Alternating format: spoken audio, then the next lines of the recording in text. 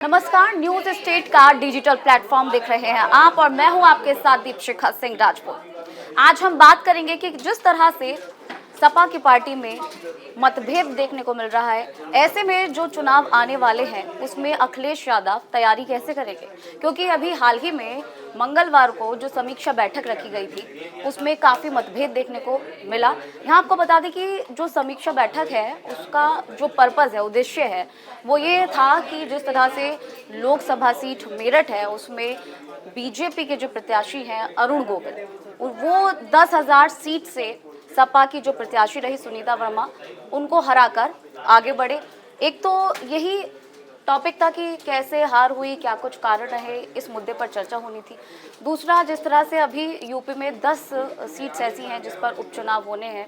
ऐसे में जो मुजफ्फरनगर की मीरापुर सीट है, इस सीट को लेकर भी मंथन होना था। स्ट्रैटेजी क्या कुछ रह सकती है, वो तमाम तैयारियों को लेकर बातचीत होनी थी और कुछ कंक्लूजन निकलता, इसी चीज़ को लेकर ये बैठक रखी गई थी। लेकिन इस समीक्षा बैठक में क्या देखने को मिला, आपको बता दें कि जो तमाम नेता थे, जो सपाई थे, वो एक दूसरे पर हार का ठीकरा फोड़ते हुए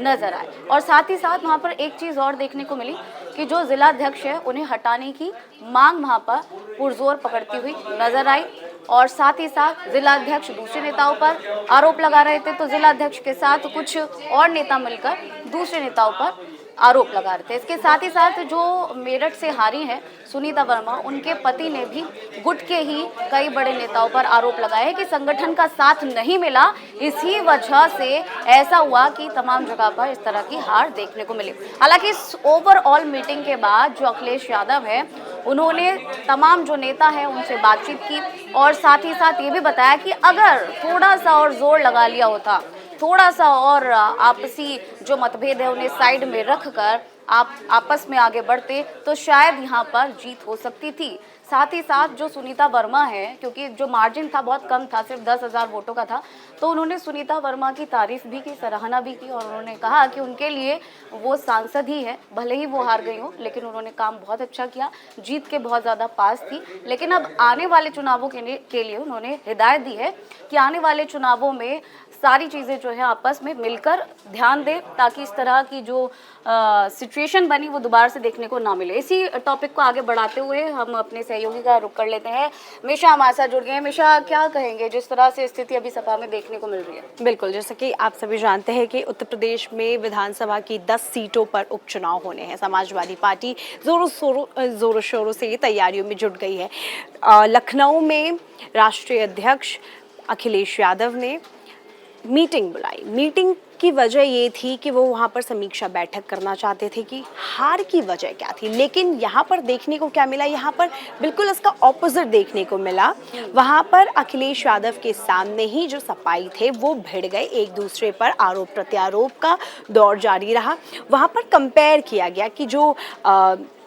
सुनीता जी थी, जैसे कि आपने कहा कि वो सिर्फ 10,000 सीटों से हारी थी, तो वो मार्जिन कहीं ना कहीं बहुत कम है। और उनके पति ने ये तक भी कहा कि पार्टी ने जो संगठन है उनकी मदद उस तरीके से नहीं की, ये हार की वजह उन्होंने बताई है। मैं आपको बता दूं कि अगर हम वाइडर पर्सपेक्टिव से अगर हम ये देखेंगे तो किस तरीके से एक के बाद एक सपा के सामने कितने चैलेंजेस आ रहे हैं। अभी अगर हाल का ही मामला ले ले तो मोहित खान, नवाब सिंह यादव, इन दोनों के ताल्लुकात समाजवादी पार्टी से थे। उपचुनाव से पहले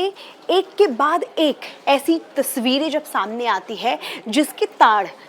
तार समाजवादी पार्टी से जुड़े, तो कहीं ना कहीं उपचुनाव में इसका असर देखने को मिल सकता है। और वहीं दूसरी तरफ लखनऊ में बैठक बुलाई जाती है समीक्षा करने के लिए। वहाँ पर क्या मिलता है कि आपसी कलेश इतना ज़्यादा है कि ये लोग फ्रंट फुट पर आकर किस तरीके से जनता के सामने वोट की अपील करेंगे। क्योंकि अगर एज एन ऑडियंस हम क्या देखेंगे, हम ये देखेंगे कि अगर हमारे जो इंसान हमसे वोट मांग रहा है, जो भी पार्टी, जैसे बीजेपी है, समाजवादी पार्टी है, लेकिन जनता के नज़रिए से अगर हम देखेंगे तो जनता तो ये देखेगी कि जब इनके खुद के घर में कलेश मचे हुए तो ये पूरे प्रदेश को किस तरीके से संभालेंगे। तो कहीं ना कहीं बीजेपी के लिए भी ये सुनहरा मौका है कि वो अच्छे से वो टारगेट कर सकती है, समाजवादी पार्टी को घेरे में ले सकती है। क्योंकि जो लोग प्रदेश में सरकार बनाने की बात करते हैं, वापस सत्ता में आने की बात करते हैं, लेकिन उनके पार्टी के अंदर ही इतना ज़्यादा कलेश है कि आप ज़रा सोचिए कि अखिलेश यादव के सामने ही ये लोग भिड़ पड़े और यहाँ पर बहुत सारी चीज़ें भी हुई। हम आपको बता दें कि एक के बाद एक करके समाजवादी पार्टी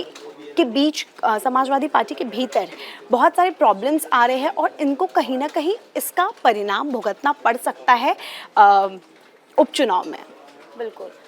तो जैसा कि अभी मिशा ने बताया कि जो चैलेंजेस हैं वो बहुत ज़्यादा बढ़ चुके हैं सपा पार्टी के लिए, क्योंकि जहां एक तरफ पार्टी के अंदर भीतर घात की जो पॉइंट्स से निकल कर आ रहे हैं, बिंदु निकल कर आ रहे हैं, दूसरी तरफ जो सपा के दो नेता हैं जो कि सपा के बहुत ही करीबी माने गए हैं, चाहे वो डिम्पल यादव के साथ पे रहे हो, चाहे अखिलेश यादव के साथ पे रहे हो, या फिर जो अयोध्या से जीते हैं सांसद उनके साथ रहे हो, अवधेश के साथ रहे हो, तो ये जो कनेक्शंस हैं ये भी एक बड़ा फैक्टर बन सकते हैं जो कि आने वाले चुनावों में अखिलेश यादव को नुकसान पहुंचा सकते हैं और इसका सीधा सीधा असर, इसका सीधा सीधा फायदा बीजेपी को मिल सकता है। और इस पर आगे की जानकारी के लिए हमारे साथ पंकज मिश्रा जी जुड़ गए हैं। पंकज जी, क्या कहेंगे इस पूरे मसले को देखकर कि किस तरह से जो अखिलेश यादव हैं अब आने वाले चुनावों की तैयारी करेंगे, क्योंकि चैलेंजेस एक के बाद एक बढ़ते जा रहे हैं, चाहे अंतर्घात की बात कर ले, भीतरी घात की बात कर ले, या फिर अब जो मीटिंग हुई है उसमें जिस तरह से अखिलेश यादव के सामने ही एक दूसरे को गाली गलौज देते रहे, तो वो सारे फैक्टर, इसका सीधा सीधा फायदा बीजेपी को भी मिल सकता है। अब तैयारी कैसे करेंगे, क्या कहेंगे? देखिए, अखिलेश यादव इसी के कड़ी में कल समीक्षा बैठक उन्होंने बुलाई थी। उस बैठक में जिला स्तर से लेके हर बूथ लेवल तक के लोग मौजूद थे और उसी में मेरठ की जब बारी आई, मेरठ पे जब चर्चा होने लगा तो उस समय में जो प्रत्याशी ये चुनाव हारी थी उन्होंने ये आरोप लगाया जो हमारा मौजूदा जो अध्यक्ष है, मतलब मेरठ समाजवादी पार्टी अध्यक्ष, उन पे आरोप लगा दिया जो इन्होंने भीतरी घात किया। इनका हमें संगठन से पूरी मदद अगर मुझे नहीं मिली, अगर वो उनका कहना है अगर वो मदद मिलता तो हम नहीं हारते। इस बात को अखिलेश यादव ने भी माना है। अखिलेश यादव ने, चूंकि आप देखेंगे अरुण गोयल से जो हारी वर्मा थी तो वो 10,000 तकरीबन मार्जिन वोट से हारी। तो इसको लेके फिर हुआ जो भाई अब कैसे, तो अखिलेश यादव ने बोला जो देखो सो जो भी हो, हम हारे या जीते जो भी रहा, तो अब हमें अलर्ट मोड में आना है, क्योंकि उपचुनाव है, उपचुनाव के बाद फिर आगामी जो जितने भी चुनाव हैं तो उसको संगठन को फिर पुरानी बातों को भूल के हमें नए तौर से चलना है। तो अखिलेश यादव के सामने सबसे बड़ी चुनौती है किसी भी, देखिए अगर क्या होता है जो कोई भी चुनाव होता है तो एक क्षेत्र में 4 से 5 लोग टिकट के दावेदार होते हैं। अब उस दावेदार में किसी को तो टिकट तो एक को मिलेगा, तो कई बार क्या होता है जो पार्टी संगठन के स्तर पे जो प्रदेश के जो नेता हैं या क्षेत्रीय नेता हैं या जो जिला अध्यक्ष हैं, तो वो लोग आपस में क्या करते हैं, बैठ के अब एक सम्मान हो गया, हाँ ये नेता हुआ, अब जिसको टिकट मिला फाइनल, तो सब उसमें as a whole as a unit काम करने लगते हैं। तो यहाँ पे ये है जो क्या जिनको टिकट नहीं मिलता है वो इस तरह के जो लोग हैं और संतुष्ट हैं, क्या उनका सहयोग पूरी तरह से पार्टी ले पाती है। और ये सिर्फ समाजवादी पार्टी के साथ नहीं है, ये आप देखिए ये बीजेपी के साथ भी हो, कांग्रेस भी हो, जो भी दल है जिनको नहीं मिलता है और असंतुष्ट होते हैं, लेकिन ये पार्टी के आला नेताओं की जिम्मेदारी होती है जो असंतुष्टों को संतुष्ट किया जाए, उनको उनमें कॉन्फिडेंस बिल्डअप किया जाए और फिर उनको यूनाइट किया जाए। तो अखिलेश यादव के सामने चूंकि देखिए उपचुनाव है, सबसे बड़ा जो अभी यूपी में सबसे मतलब बड़ी जो राजनीति अभी सियासत है वो उपचुनाव को है, चूंकि उपचुनाव जो ना ही सिर्फ राज्य की राजनीति को तय करेगा, उत्तर प्रदेश का आने वाले दिनों में क्या राजनीति क्या होगा है ना, उसको तय करेगा, बल्कि केंद्र की राजनीति को भी वो तय करेगा। वो बहुत मायने, मतलब ये है चूंकि समाजवादी पार्टी को जिस तरह से उत्तर प्रदेश में सबसे बड़ी पार्टी बन के उभरी और जिस तरह से उसको कामयाबी मिली, अगर यही कामयाबी बीजेपी के साथ होती तो देश की राजनीति कुछ और होती। केंद्र में बीजेपी सरकार जो है, मोदी सरकार जो है, पूर्ण बहुमत की सरकार होती, वो उनका नहीं हो पाया इस पे। तो अब जो है और इसका जो ठीक रहा है कहीं ना कहीं योगी आदित्यनाथ के ऊपर भी आया है ना, और जो नेता हैं उन पे लगा है ना, अंतरकलह की बात आई, फिर उसके बाद आया जो योगी सीएम योगी को कुर्सी से हटाया जाए उसकी भी बात आई, लेकिन फिर कई खेमेबाजी गुटबाजी हुई, दिल्ली तक की बात आया, फिर जो भी केंद्रीय नेतृत्व है बीजेपी का उन्होंने कहा जी नहीं सब लोग यूनाइट होकर पहले चुनाव लड़ो। तो यही वजह है कि उपचुनाव से पहले देखा जा रहा था कि जो दोनों डिप्टी सीएम हैं केशव प्रसाद मौर्य और ब्रजेश पाठक लगातार योगी आदित्यनाथ के अगेंस्ट दिखाई दे रहे थे, लेकिन जैसे उपचुनाव का वक्त आया सब एक साथ एक मंच पर आए और जमीनी स्तर पर उतरकर इस बार योगी आदित्यनाथ ने खुद कमान संभाली है, जिस वजह से कहा जा रहा है कि इस बार अवधेश प्रसाद वर्सेस योगी आदित्यनाथ देखने को मिल सकती है। तो एक तरफ बीजेपी और समाजवादी पार्टी को अगर आप कंपेयर करेंगे तो चुनाव से पहले ये बीजेपी के जितने भी नेता है, योगी आदित्यनाथ जितने भी बड़े नेता है, वो सब लोग, सब क्षेत्रीय नेता अपने गिले शिकवे मिटाकर आगे आ रहे हैं कि ताकि वो चुनाव में भाग ले सके। वही अगर समाजवादी पार्टी की बात करेंगे तो समाजवादी पार्टी के अंदर उपचुनाव से पहले ही कलेश देखने को मिल रहा है, तो ये काफी ज्यादा इम्पैक्ट पड़ सकता है आने वाले चुनाव में। देखिए, ये तो मतलब पढ़ना तय है अगर इस तरह से होता है, लेकिन अखिलेश यादव एक सुलझे हुए नेता हैं और जमीनी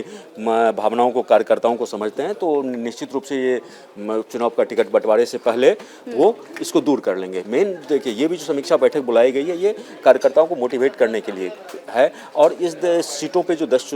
ये है, जो 10 सीटों पे जो चुनाव है उसमें किस तरह का उनका आगे की रणनीति होगी, इस पे चर्चा के लिए थी। तो जाहिर तौर पे ये समाजवादी पार्टी इससे हो जाएगा, और मेन तो घमासान आपको देखने को मिला जब टिकट का बंटवारा होगा, जब टिकट दिया जाएगा तो उस समय देखा जाएगा, उस समय अखिलेश यादव किस तरह से उसको सुलटते हैं, नेता है उसको कैसे ये करते, तो वो देखने वाली बात। बिल्कुल, और हमेशा देखा जाता है कि जैसे ही अगर किसी को टिकट नहीं मिलता, अगर वो उम्मीद लगाकर बैठा है कि हमें टिकट मिले और पार्टी उसे टिकट नहीं देती, तो बहुत बार हमने देखा है कि आखिरी वक्त पे वो लोग पार्टी बदल देते हैं। तो कुछ ऐसी भी तस्वीरें सामने आ सकती है। बिल्कुल, तोड़फोड़ तो इधर उधर तो जाने की। अच्छा, एक सर ये भी मेरा सवाल था आपसे कि जिस तरह से अभी हम आपस में चर्चा कर रहे थे कि चाहे मोहित खान की बात हो या फिर नवाब सिंह की बात हो, ये जो 2 नाम निकल कर आए हैं, ये इसके साथ साथ और जो अभी सर फुटबॉल चल रही है पार्टी के अंदर, ये जो तीनों फैक्टर्स हैं ये काफी असर डाल सकते हैं। देखिए, सबसे बड़ी बात फैक्टर्स है ये इस वक्त उपचुनाव में जो नवाब सिंह यादव और मोइन खान वाला जो मसला है, इस मसले पे समाजवादी पार्टी बैकफुट पे है, और बीजेपी, योगी सरकार, केंद्रीय नेतृत्व और ये महिला की सुरक्षा के मुद्दों को लेके काफ़ी एग्रेसिव है। और इस उपचुनाव में जो 10 सीटों पे होने वाला है, देखिए अभी चुनाव की तारीख का भी ऐलान नहीं हुआ, लेकिन देखिए किस तरह से सियासी हलचल तेज है, और इस मुद्दे को लेके योगी सरकार काफ़ी एग्रेसिव है, क्योंकि ये 50% आधी आबादी की बात है, आधी आबादी की सुरक्षा की बात है, और योगी सरकार का यूएसपी महिला सुरक्षा और राज्य में सुरक्षा व्यवस्था को लेकर है। तो इस पे निश्चित रूप से बैकफुट पे अखिलेश यादव हैं और फ्रंट फुट पे एग्रेसिव खेल रहे हैं सीएम योगी। बिल्कुल सही कहा सर। सर, अगर ओवरऑल इस पूरे हम सिनेरियो को देखें तो मोटा मोटा शब्दों में क्या कहेंगे कि जो अखिलेश यादव है अब आने वाले चुनावों की तैयारी कैसे करेंगे? अखिलेश यादव, देखिए अखिलेश यादव काफ़ी सुलझे हुए नेता हैं और दूरदर्शी हैं, जमीनी कार्यकर्ताओं से जुड़े हुए हैं, ठीक है। पार्टी में कई बार अंतर्कलह आया है, और ये जो अंतर्कलह की बात है, सिर्फ फुटबॉल की बात है जो हमें कल देखने को मिली, ये सामान्य होता है ना, तो इसलिए बहुत ज़्यादा चिंता की बात नहीं है। अखिलेश यादव सबको अभी कर लेंगे, लेकिन अखिलेश यादव की सबसे बड़ी चुनौती है जो 10 सीटों पे ये कांग्रेस के साथ किस तरह से टिकट के बंटवारा करते हैं, या और इनके जो सहयोगी पार्टी है इंडिया अलायंस के हैं, उनके साथ टिकट का बंटवारा कैसे होता है। उसके बाद से जब वो बंटवारा हो जाएगा तो फिर ये किनको टिकट देते हैं, तो उनकी मतलब उनको कैसे ये फिर सुलझाते हैं। मान लीजिए टिकट के दावेदार 4 हैं, एक को टिकट मिला, तो फिर तो जो 3 असंतुष्ट हैं उनको वो कैसे उससे मनाएंगे, कैसे पार्टी में रखे रहेंगे, पार्टी में रखे रहेंगे। फिर हो सकता है इस बीच में जो बड़े नेता हों जिनके टिकट की इच्छा रखते हैं, उनको टिकट उन्होंने नहीं दिया हो, तो फिर हो सकता है जो वो दल बदलें, है ना, क्योंकि ये तो फिर ये चीज़ें हैं। लेकिन अभी देखते हैं अभी से यूपी की सियासत किस मोड़ पे जाती है और क्या इसका ये होता है। बिल्कुल, तो यूपी की सियासत किस ओर जाती है ये देखने वाली बात होगी। कैसे अखिलेश यादव ये जो रायता फैला है इसे समेटेंगे, ये भी देखने वाली बात होगी। फिलहाल आज के इस टॉपिक में इतना ही, फिर मिलेंगे एक नए टॉपिक के साथ, तब तक हमें दीजिए इजाजत। नमस्कार। न्यूज नेशन अब व्हाट्सएप पर खबरों के ताजा अपडेट के लिए न्यूज नेशन के इस QR कोड को स्कैन करें।